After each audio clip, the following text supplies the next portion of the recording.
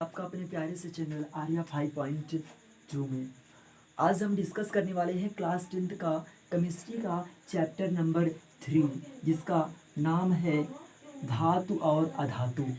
जैसे कि आप सब जानते हैं कि तीसरे चैप्टर का नाम है मेटल एंड नॉन मेटल। आइए हम सबसे पहले ये जानते हैं कि तत्व होता क्या है। हम जानते हैं कि तत्व जो होता है वो छोटे छोटे कणों से मिलकर बना होता है। मीन्स हम अगर एक लाइन में कहना चाहें तो ऐसा कर सकते हैं कि वे सूक्ष्मतम कण जो छोटे छोटे कणों से मिलकर बने होते हैं वो हमारे तत्व कहलाते हैं। जैसा कि यहाँ हमने लिख भी दिया, आप देख पा रहे होंगे कि हमने लिखा है कि वे सूक्ष्मतम कण जिनसे पदार्थ निर्मित होते हैं तत्व कहलाते हैं। सो गाइस, तत्वों को उनके भौतिक तथा रासायनिक समानता तथा असमानता के आधार पर हम लोग उनको 3 भागों में डिवाइड करते हैं। पहला भाग हमारा है धातु, दूसरा है अधातु, तीसरा है उपधातु। आइए हम सबसे पहला जानते हैं कि धातु मेटल होता क्या है। सबसे पहले हम जानेंगे मेटल होता क्या है। जैसे कि आप सब जानते हैं कि वे तत्व जो विद्युत तथा ऊष्मा का चालन करते हैं, या हम ऐसे कह सकते हैं कि यहाँ पर ऐसे तत्व जो इलेक्ट्रॉनों का त्याग करके धनायन बनाने की प्रवृत्ति रखते हैं उन्हें हम धातु कहते हैं। यहाँ पर हमने लिख भी दिया है कि वे तत्व जो विद्युत तथा ऊष्मा का चालन करते हैं धातु कहलाते हैं। यहाँ पर मैंने एक पॉइंट लिखा है कि धातुएं विद्युत धनात्मक होते हैं। ये लाइन क्यों लिखा हूँ, विद्युत धनात्मक क्यों होते हैं धातुएं। देखिए, धातुएं विद्युत धनात्मक इसलिए होती हैं क्योंकि जो धातुएं होती हैं गाइस वे इलेक्ट्रॉनों का त्याग करके धनायन बनाने की प्रवृत्ति रखती हैं, इसीलिए हम धातुओं को विद्युत धनात्मक कहते हैं।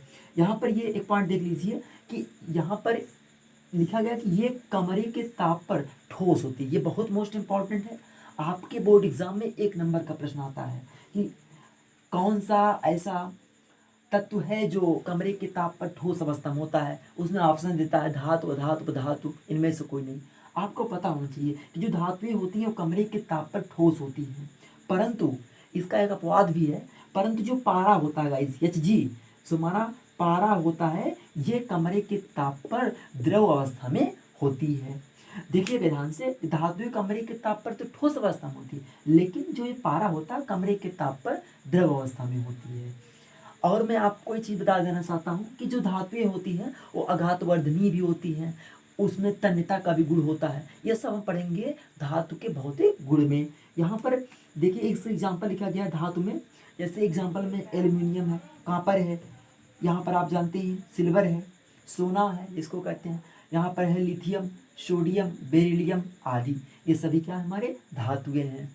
आने वाले वीडियो में मैं चर्चा करूँगा कि धातुएं को पहचानते कैसे हैं, लेकिन अभी आप ये जानते रहिए कि धातु का डिफिनेशन क्या होता है, एग्जाम्पल क्या होता है। जैसे एल्युमिनियम, कांपर, ये सब तमाम एग्जाम्पल आदि हैं। यहाँ पर हम लोग अब चर्चा करेंगे धातु, हम लोग चर्चा कर चुके। अभी हम इसके बाद आगे धातु के बाद हम लोग अधातु का चर्चा करेंगे, उसके बाद उपधातु का। लेकिन इसके पहले हम लोग धातु के भौतिक गुण बारे में जानेंगे कि फिजिकल प्रॉपर्टीज ऑफ मेटल, धातुओं के भौतिक गुण।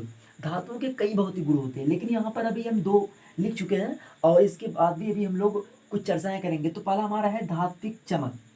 ऐसा कि यहाँ पर पहला हमारा भौतिक गुण है धातु का धात्विक चमक, कि धातुएं जो होती हैं उनमें मुक्त इलेक्ट्रॉनों की उपस्थिति के कारण ही उनमें धात्विक चमक उत्पन्न होती है।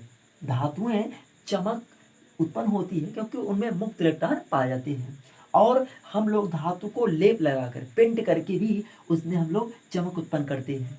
जैसे कॉपर है, यहाँ पर सोना है, यहाँ पर सिल्वर है, ये सब यहाँ पर कॉपर है, गोल्ड है, सिल्वर है, ये सब धात्विक चमक के एग्जाम्पल हैं। ये सब बहुत ही सर्वश्रेष्ठ चमकदार धातुएं हैं। यहाँ पर दूसरे नंबर लिखा गया है कि विद्युत तथा ऊष्मीय सुचालकता, कि जो धातुएं होती हैं गाइस वे विद्युत तथा ऊष्मा के अच्छे सुचालक होते हैं, और इनमें से, इन धातुओं में से विद्युत तथा ऊष्मा अपने अंदर, जो धातुएं होती हैं वो विद्युत तथा ऊष्मा को अपने अंदर से प्रवाहित होने देती हैं क्योंकि इनमें मुक्त इलेक्ट्रॉन पाया जाता है। फिर से देखिएगा, धातुएं अपने अंदर से विद्युत तथा ऊष्मा का सुचालन करने देती हैं क्योंकि इनमें मुक्त इलेक्ट्रॉन पाया जाता है। सर्वश्रेष्ठ एग्जाम्पल है चांदी तथा तांबा। चांदी तथा तांबा जो होते हैं वो धातु के सबसे अच्छे विद्युत तथा ऊष्मीय सुचालक होते हैं। आइए अभी हम नेक्स्ट और भी कुछ टॉपिकों पर चर्चा करते हैं।